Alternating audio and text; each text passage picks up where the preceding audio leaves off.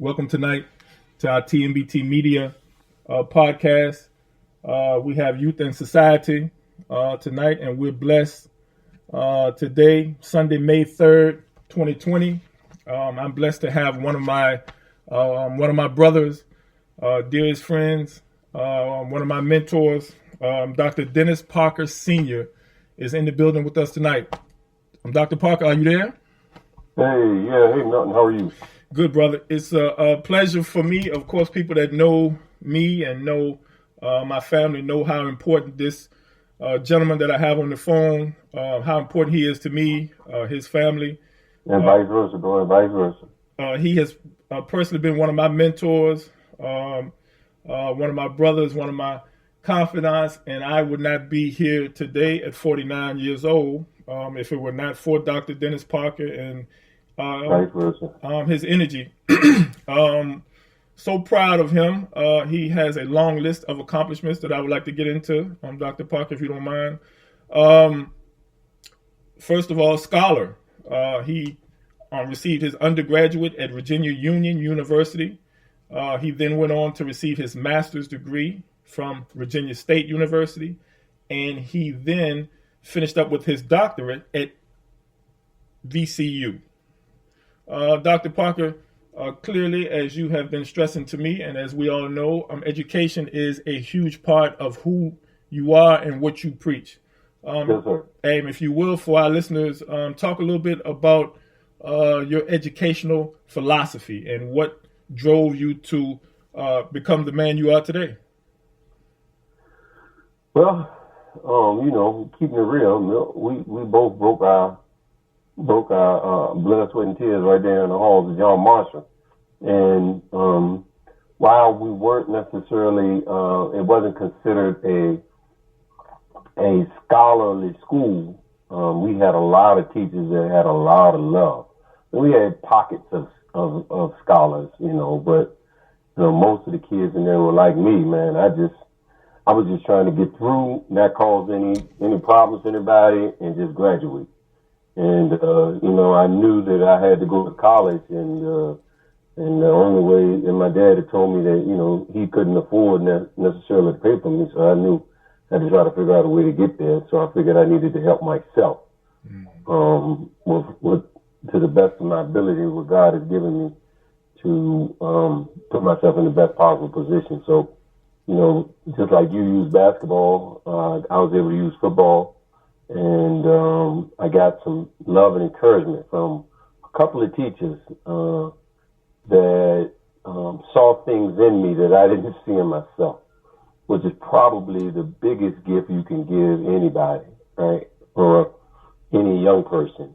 And I'm gonna tell you, even it's a little harder when you start getting people that are a little bit more seasoned. I won't say older, but a little bit more seasoned with life, because they tend to not let go of the past trauma, the past hurts, past any and everything that was negative that stopped them from achieving their goals. But with young people, a lot of them are so fresh, and if you can pour positive into them, they're gonna eventually pour something out positive back.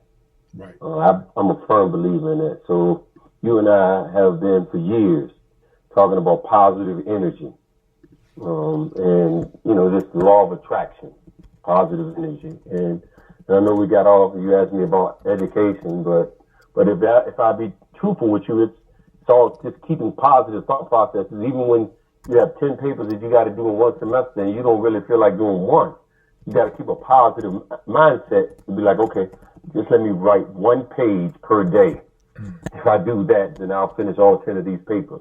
And after you do it, even if it's not the best paper, you have to have a positive mindset to overcome the negativity that you're going to face in life called adversity. So, I don't know that I would hang my hat on being a scholar in the strictest sense of being super smart or anything like that. I work. And I'm grateful that I can hold a conversation with anyone, from the president to a person who's homeless on the street trying to figure out what the next move is. But it's all about positivity and hard work, bro. True indeed. True indeed. We You talked a lot about where we went to school and some of the positive influences that you had from John Marshall High School here in Richmond, Virginia, on the north side of Richmond, Virginia. You talk a lot about how those years shaped you to become the man that you are today, the father, the mentor, the scholar. And you and I had so many positive role models. I heard you speak of some of our teachers that were and are very dear to our hearts. Talk a little bit about how those years, elaborate a little more about how those years, and then we'll get into a little more how you are teaching your son to use those high school years to shape you as a man. Of course, as we know, your son is attending the same high school that you and I did. He currently goes to John Marshall. Talk a little bit and compare what you learned and what you were taught to what you're trying to teach your own kids today. Yeah, so, again, we went to John Marshall in the 80s, and Richmond, Virginia was the murder capital of the country during the 80s, the middle to late 80s. So every week somebody from the city of Richmond was dying, and you didn't necessarily know them, but you were at least 2 or 3 people away from somebody within that building who knew of somebody that was dying. Sometimes it was our classmates, and then sometimes it was, people who had been to John Marshall before us, or people that went to Armstrong or TJ or other things, because just being candid, drugs were rampant, and we, people, when they're given options and they think that their options are limited and they can't see past tomorrow, sometimes they'll take the lower game or the lower barrier at the entry towards success. Because at the end of the day, we all get hungry, and we all trying to feed that hunger pain, and I mean literal hunger pain. So resources are required to do that. But as it relates to John Marshall, man, just the trauma that was in that building, man, being around people that were here one day and then 2 weeks later they're not here, and then just that environment of just people in their survival. I didn't have to live that way. My parents, took care of me, and I didn't have to make hard decisions like some of my friends had to make with regards to doing things that were not necessarily ethical or legal in order to take care of their families. So, but you would sit there and you would be a part of it, and you would see the trauma and be a part of the trauma, just because of what life had for them and the choices that some of them were forced to make. So, I think that, again, this might be my positive outlook, and sometimes some people would think I don't know if it's positive or whether it's bull think, but I tend to think that was helpful to me, because I saw the multi-layered and complex nature of human beings. I was in school with one of my teammates was a linebacker, and we were sitting in class. I remember this real clearly. We were sitting like in second period, talking, laughing, joking, ha ha ha, kiki and all that stuff. And at the end of the period, the social security guard came and got him and took him to the office. Come to find out, he had a sawed-off shotgun and was planning to do something to somebody else later that day. And in my mind, I'm thinking, man, I mean, we play football together. What could prompt you to cut that light switch on and off to do that? And then it hit me. It's just it's that light switch. So, he made decisions that were decisions that he had to make in that moment.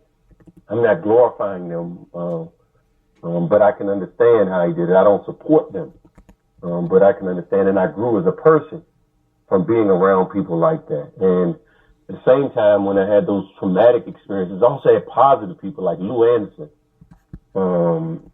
Miss Dandridge was my English teacher. It gave me a lot of love when I couldn't write a sentence in high school. Miss Carter was another version of English teacher that pulled the best out of me. Miss Starks was my geometry teacher. And the list goes on and on. Miss Tinsley was my biology teacher. She gave a lot of people hell. But she didn't give me problems because my dad was a teacher in the school system in Newark. And more than likely because she knew that all she had to do was call him, and I would get in trouble that way. But I got a lot of love in that building, man, and it prepared me for life. Looking back on it, I don't know that I don't know that I would do anything different. Coach Anderson helped me out a lot, man, and just watching people that were there before me when I was a sophomore. I had people that were graduating, going to JMU, West Virginia, Maryland, kids going to Livingston and Shaw University playing football, right? Just getting out of Richmond and going to follow their education or follow their dreams to play football and get an education on top of it. And I saw that as a vehicle. And all I needed to do was just plug myself in, do the best that I could. And when the coaches came to see these guys, they would also see me. And it helped me. And by doing that, right, so then when my time came around, coaches would see me, and then I would be a blessing to other young kids coming up. They'd be like, oh, wow, who is this guy, Bobby Phillips? That's right behind you. Like, well, who is this young guy? You know, let's talk to him. So it was a system that Coach Anderson had built. And, you know, it's not a lot of coaches today that take pride in counting the number of kids that they get into college. Right. And he was one of them. So I think he's a legend, and I'm very appreciative to him for that. Right. I would would like to give a special shout out to your mother and father, Mr. Carrington Parker and Mrs. Nancy Parker. Yes, sir. Two of the best, like mother and father for myself and my family. Thank you, and so you make everything sound so easy, like it was all easy for you to be an All-American football player and to receive your education and to take both seriously simultaneously. I will tell you though, Milton. You know as well as I know that you watch me.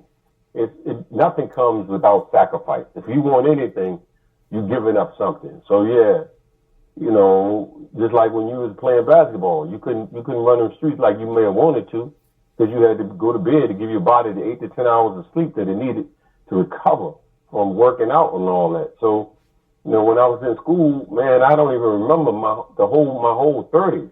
Mm-hmm. Like from 30 to 39, it was a blur because I was getting my doctorate, right. You know, 9 to 10 years. And so yeah, it was a blur. And, you know, a lot of that, you know, I sacrificed time with my family, and, you know, I just was so micro-focused and just didn't stop and enjoy life, that, you know, I'm just grateful that I got an opportunity at 49. Right. Well, it started really at 45 to stop and begin to enjoy the small things, like just sitting outside and just letting the sun warm my face.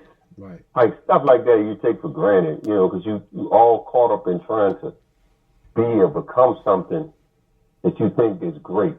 Mm-hmm. And I'm not robbing or saying that, you know, there isn't some greatness in trying to attain certain status and certain educational levels, because it is. I mean, I enjoyed, you know, telling everybody who didn't believe in me that I could, you know, I could achieve a doctorate.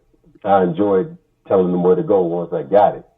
But the reality is that along the way, if I could have done something different, right, I would have enjoyed a little bit more of just the fundamental things in life. Right. Okay. So here's my next question for you, Dr. Parker. When and at what age, I don't know if you can go back or you can reflect back, I'm sure you can. At what age did you know that you wanted to become an author? Shoot, no. Great question, right? Yeah, I don't think it won't no age. No, I'm gonna go ahead and tell you something. When you first of all, I graduated. I'm gonna say this to you again. I graduated from high school and couldn't write a sentence, right? And so that was not necessarily my teacher's fault. That was mine, because I just didn't take it seriously, and I couldn't understand it. But I did have the gift for gab. I could stand up and I could communicate. I just, my written communications was a little subpar. But every other areas, nonverbal skills, verbal articulation, consistent linear thought process and communicating that, I was good, but my writing was very weak. So because I knew it was weak, all the way through my undergrad, I didn't pay too much attention to it. But after like my senior year, I was like, you know what, I'm gonna go get my master's, and I'm gonna really attack this writing thing that's still a weakness, like constructing a subject, verb, and predicate without consecutive run-ons. And, sometimes when I do casual talking, I'll do the same, but when you are working on your master's, and it started to show when I was working on my dissertation, because it's such a technical process for me, I would have to be very intense and emotionally wired up in that thought process. And as a part of being wired up in that thought process, I would be that way for about 3 hours or 4 hours a day trying to wrap up the dissertation.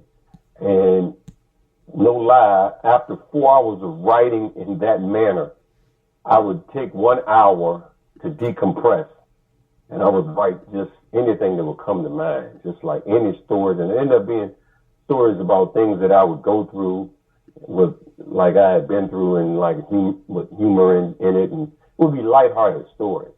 So after I finished my dissertation, which was effectively, anybody who finished a PhD in your dissertation, that becomes effectively your first published document, which effectively becomes a book, if you look at it from the word published. So I had that completed. And when I went back about 5 months after finishing, I started to look at all the stories, and I was like, gosh, I got about 35 stories. I said, if I change this and add this, man, I might have a book right here. So I just started doing that for fun. And the next thing you know, 6 months after that, I had my first book, which was called Motivating Males to Be Men, which was, actually my second book, if you count the dissertation, but my first book for fun, which was Motivating Males to Be Men. And it talked about a lot of stories in my life, examples in my life when I failed at manhood, examples in my life when I achieved stellar success in manhood, and people that I met along the way that helped me, including yourself. They helped me redefine elements of manhood. So, I don't know that it was something that I was 10 years old and thought about, I want to be a writer because I want to write a book, because I think at that age, I was running from the challenge. And then when I got to be a man at 23, I was like, let me embrace my weaknesses, because if I don't embrace them, somebody will exploit them. Mm-hmm. Wow. That's pretty deep. And if I don't embrace them, someone will exploit them. That's one that you always give me something, positive words as we talk about positive energy, positive influence. And so that's something that I will have to quote you on and continue to use. I know a couple things are very dear to your heart. And I want to mention that this is our first segment with Dr. Parker. We'll be having many more. This is just our first segment. And so we want to just kind of give the people, our listeners, a little more insight into what Dr. Dennis Parker does for a living, where his heart is, where he focuses his energy. And I have a long list, of course, of things that come to mind when I think of Dr. Dennis Parker, right? One of them is author. We just talked about that. Community builder is another. Public policy, I know is very dear to your heart. If you will, talk a little bit about community builder, Dr. Dennis Parker, the community builder, and what public policy means to you. Sure. So it's funny, man. So let me tell you, when I was 24, and you were playing basketball in Argentina, I was at the Downtown Y, and I got to the Downtown Y because it was a good brother that was working at a group home that used to take his kids to the group home, to the downtown YMCA so that they could have access to the facility. And at the time, the executive director was all on board for that and fully supportive of David. So, I came in there and supported David in his events working with the kids. But soon we developed it into Family Fun Night. And we would go to local low-income housing areas. First, it started by us just getting about 12 people with 12 cars. And we would pack as many parents and kids into the cars from the time that the Y used to shut down, or maybe about 7:30 or 8 on Friday evening till about 10. And we would just have good times, man. Like, I'm talking about like a good, clean time. So we used to go over to Blackwell a lot and pick up a lot of kids at the time when Blackwell wasn't gentrified or it wasn't what it looks like today. We had a lot of challenges back then over in that part of town on the south side. But we would pick a lot of kids up from over there, bring their families back, play basketball with them, lift weights with some of the parents. They would get on the treadmill and just laugh. Right, just laugh. And then, once we did it was about 10 or 15 people. Then it expanded to like 20 cars of people. And then the YMCA got so excited about it, they gave us the vans. Then we got the buses. So I think at one point in time, we may have had about 150, 200 people there at the Family Fun Night. And we had people that would donate food to us. We would have cookouts. And effectively, it was one night during the week when we got those kids in there, we ran them so hard that when they got home from playing basketball or working on a treadmill or lifting weights, that would be one night out of the week that we knew they were going to sleep when they got home at 10:30 and wouldn't necessarily be hanging out. And that was, again, it started with David, and then, and then we had George Banks, who was a police officer, and then he brought more police officers in, and then it just was a beautiful thing, man. It was a beautiful thing because it was organic. It was done out of love. It wasn't $1 put in our pockets.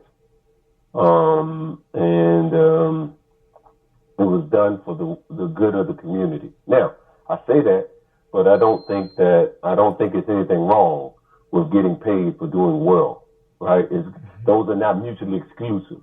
I just thought for me at that age of 25, I was in a position where I had more time than necessarily what I perceived to be a value connected to it. So it was fun to me and it was good to me. But I don't suggest that, people who are out here working and changing lives every day, which is what we do, should be doing that for free. Because you're putting, especially in this day and age with the coronavirus, we have been running real hard at our organization,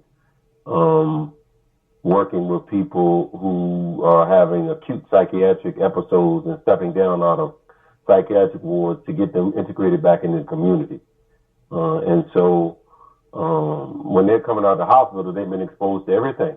And so therefore, we're being exposed to everything to try to, make sure that they're being effectively transmitted back to the community in a healthy manner. And I think you had asked me about public policy also, right? Right, public policy. I know it's very dear to your heart. Right. Yeah, it is. But I will tell you how I stumbled onto that. When I left Virginia Union with a political science degree, I really wanted to get a master's in business administration. But in order to get into a B school or a business school, I would have had to have spent a year taking classes to get ready to be accepted into an MBA program. I was like, I'm not doing that. That's a waste of time.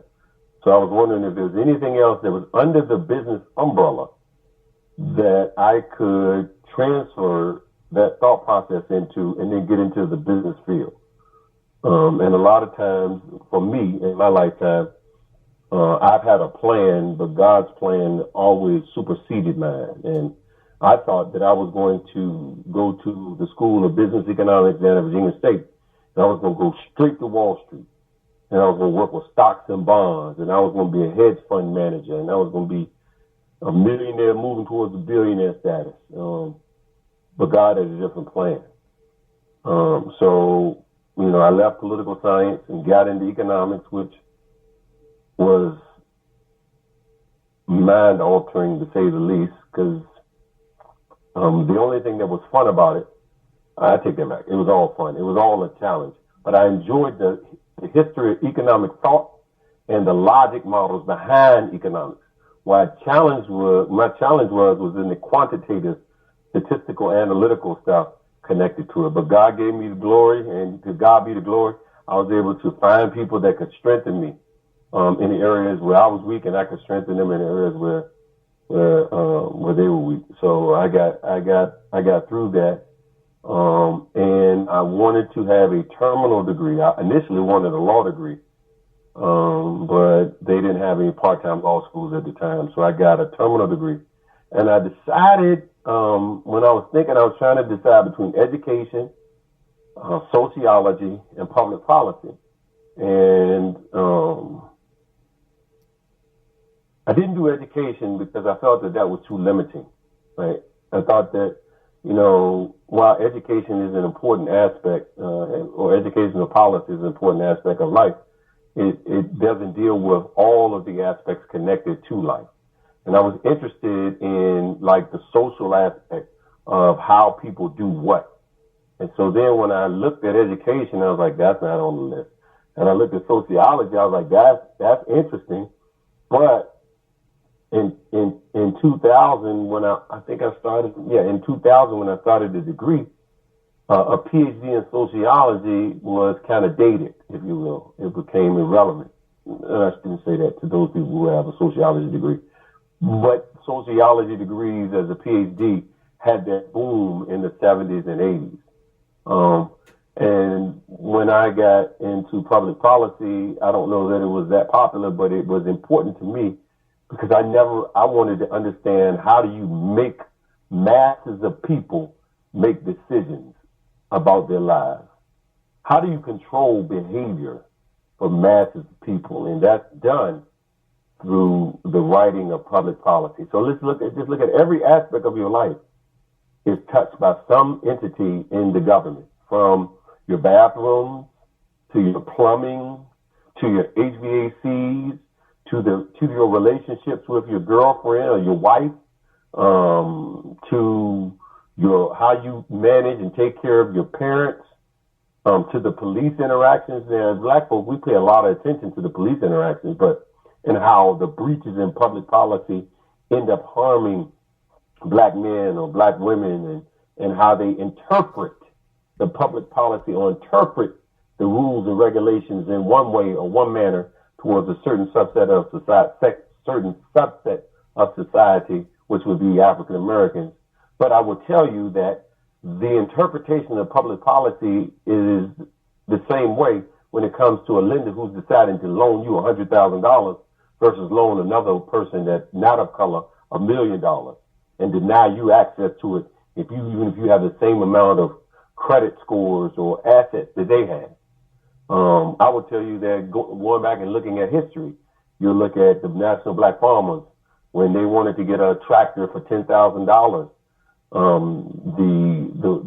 The white farming institution connected to the Department of Agriculture and other banks would only loan a Black farmer the money to get a old tractor for $5,000, using that hypothetically as an example. If he put his land up, that might have been worth $200,000, whereas a white farmer that would get a better tractor for $10,000 would only have to put up either $10,000 or less in equity or capital. So that's public policy there. And then you have when GIs came back from World War II, you had where the federal government through FHA and other federal entities that were making loans would make loans to white GIs with low income rates that allowed them to purchase homes for $60,000 and live there for 40 to 50 years and acquire wealth on that house that they purchased for $50,000. And by the time they died, at 80 some years of age, the house was worth $300,000.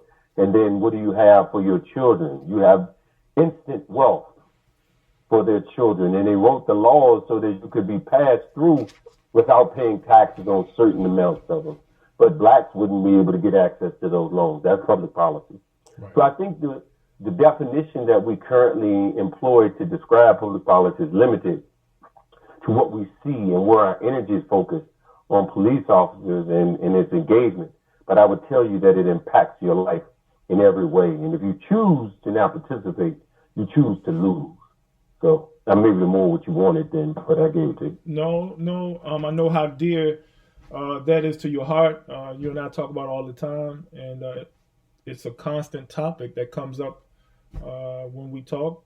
I've heard you, of course, in your, I think when someone really believes in something, it's what they talk about. And so to know that and to have a chance to have our listeners understand your interpretation and how passionate you are about it is a blessing for us to have you with us today. Yeah, man. Yeah, I just think that I'm going to keep it real with you, man. Like, I think that every African-American male over the age of 26 should pick one area, just one. I don't care if you want to become an expert in bees hibernating in Northside, or you want to be an expert in, educational reforms for kids in Chesterfield. You pick one area and become an expert in that and lead the charge to hold people accountable for the decisions they make. Because the reality is what they do is they bank on you not being active, meaning black folks, being active in the conversation so that they can continue to shape the conversation. So I'll give you another example, right? So all of us are kind of tired of not being able to go. I know I'm tired, man. I used to go to the gym every day of the week. Not that I'm in the greatest of shape, but I just would enjoy the social interaction and sitting in the sauna in the steam room. But, I can respect the fact that the governor has thought this stuff through or the governors across the country have thought this stuff through and decided to, put us on quarantine status, right? But a certain amount of people get together and they go up with AR-15s and AK-47s and attack a Capitol and have what they call a peaceful protest, which in theory it is, but also in theory it's controversial to that because whenever you show up with a weapon, my immediate thought process is to be defensive. So peaceful and defensive, we have to work our way through, but just use the definition of peaceful protesting. But the way they're responding to those people that show up with the AR-15s is much different than they respond to people who are complying with social distancing expectations in cities like New York or other major urban centers where police are actively putting their hands on people in a way that is disheartening. So that right there is an example of the interpretation of public policy that benefits one class over another, and that's 2020. So as long as we continue to be asleep at the switch and don't choose to engage in those specific things or become active, and sometimes be an asshole about things within the structure of the operation. Don't be an asshole and overstep your bounds and get your butt beat, but be an asshole in the structure of the definition of public policy and advocate for the things that are important to you. If you don't advocate, you don't get nothing here, buddy. Right. So yeah, I'm very passionate about that. Right. That's something that I know, and we will we'll be talking more about our interpretations of public policy on future segments that will be coming up. Okay. I want to talk to you before we, like we said, this will be the first of many installments we'll have going forward. While I have you here, I would really like for you to talk about last week. I know you had a great podcast with some very positive people here in Richmond, Virginia, in the city. I would like for you to talk about your interpretation of what's going on currently with the pandemic, the coronavirus. You mentioned it briefly in what you were talking about, public policy, of course, but just elaborate a little bit, and we'll end our show with that. Your interpretation and what you do with your business to kind of help you guys on the front lines. Talk a little bit about the pandemic and what you do to help our society.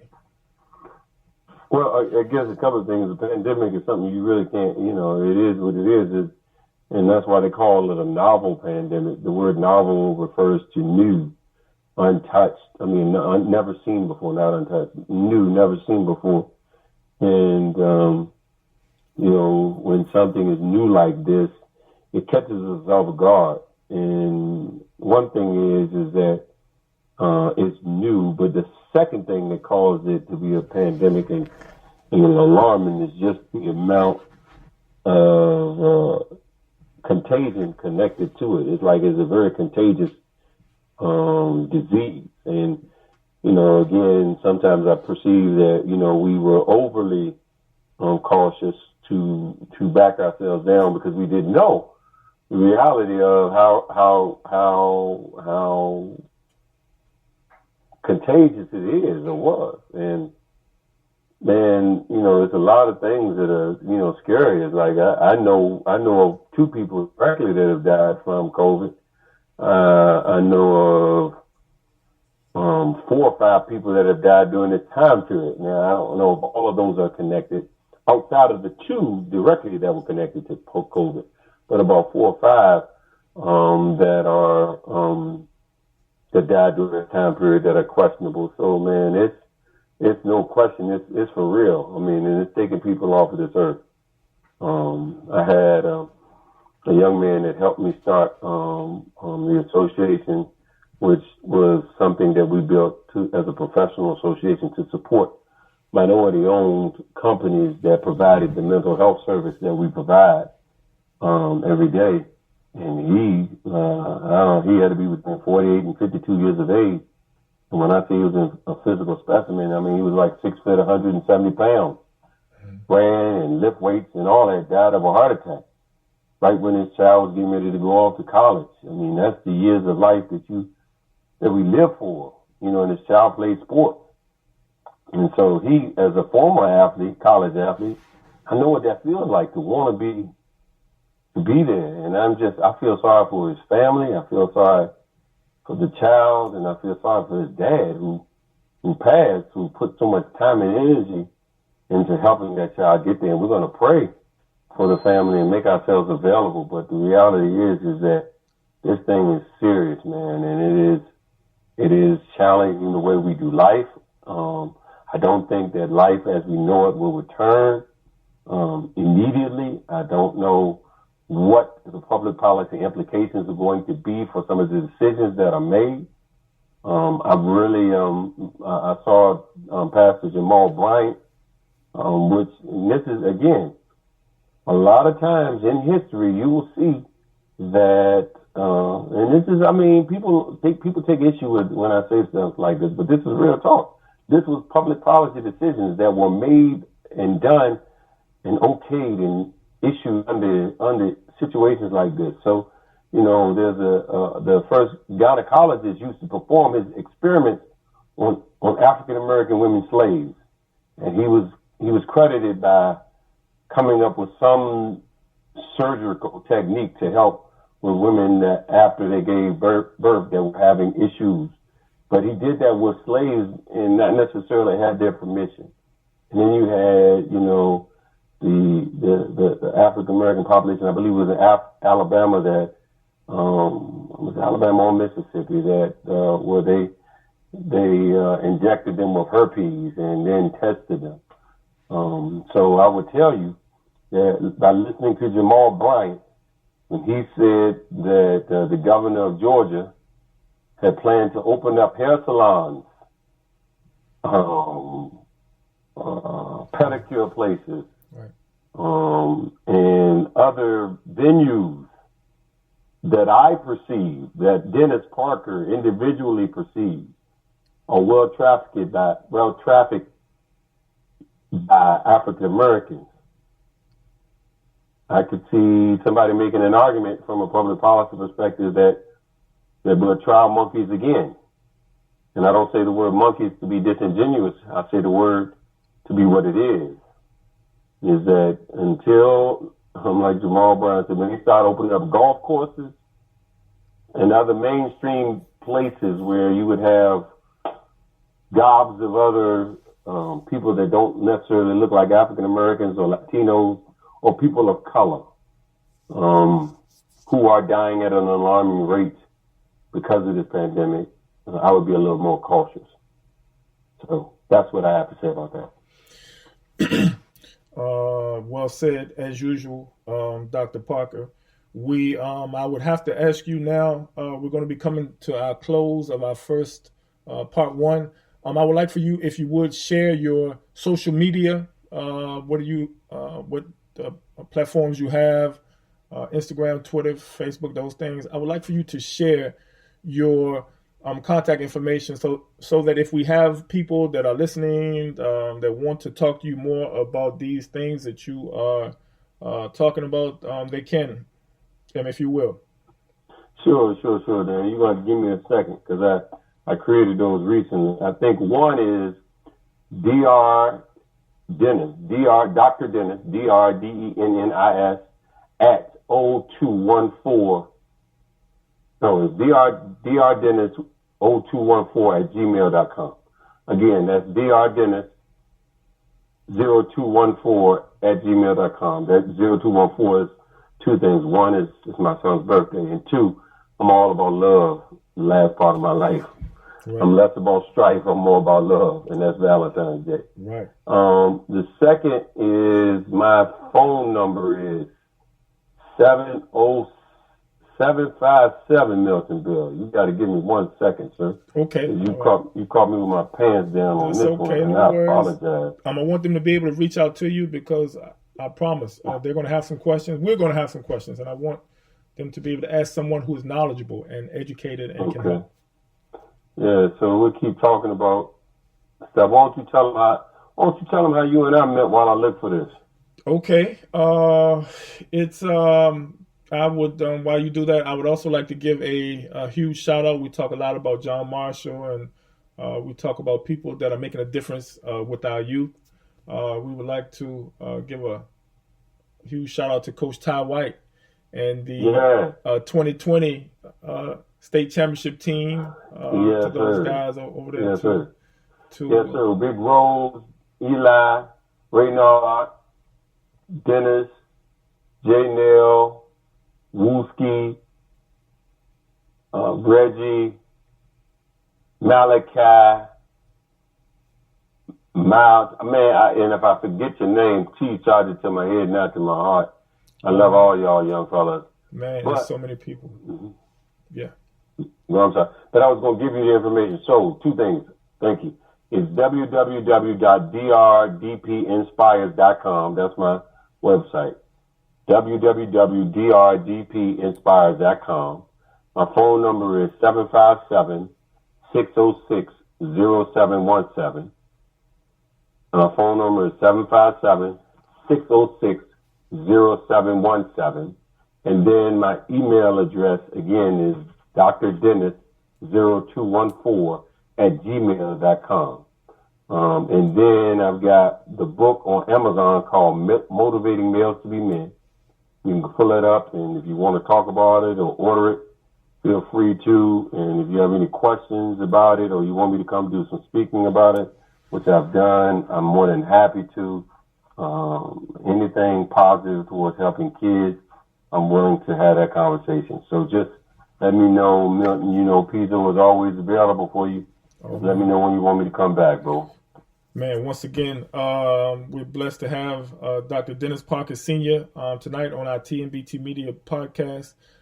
This is part one of our series with Dr. Parker. He'll be back to answer some more questions and to fill us in on what he will be doing coming up. So we want to say thank you so much to Dr. Parker for taking his time out tonight, and we're looking forward to having you back, my brother. Definitely, brother. Love you. Appreciate it. Keep you strong, and let me know if I can be of assistance, man. Peace, love, and soul.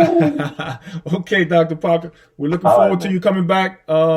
we'll end our podcast tonight. We want to thank all of our listeners for tuning in to our TMBT Media podcast. And Yes, sir. stay tuned for Dr. Parker Part 2. Yes, Thank sir. you. Thank you, man. All right. Have a good evening. Bye-bye.